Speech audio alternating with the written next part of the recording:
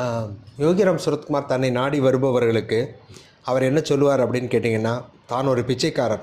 So ஏன் என்கிட்ட வரீங்க? நான் ஒன்றும் படித்த டாக்டர் இல்லை, பெரிய மேதை இல்லை, என்னை வந்து கும்பிடாதீங்க, என்னுடைய அப்பாவை போய் கும்பிடுங்க அப்படின்னு தான் அவர் ஆல்வேஸ் சொல்லிக்கிட்டே இருப்பாங்க. இருந்தாலும் சில பக்தர்கள் அவரை வந்து அப்பா அருணாச்சலேஸ்வரரோட சக்தி குரு மூலமாக தான் பெற முடியும் அப்படின்னு ஆழ்ந்த நம்பிக்கையோடு வர்றவங்களுக்கு அவர் கண்டிப்பாக பிரார்த்தனை பண்ணுவாங்க.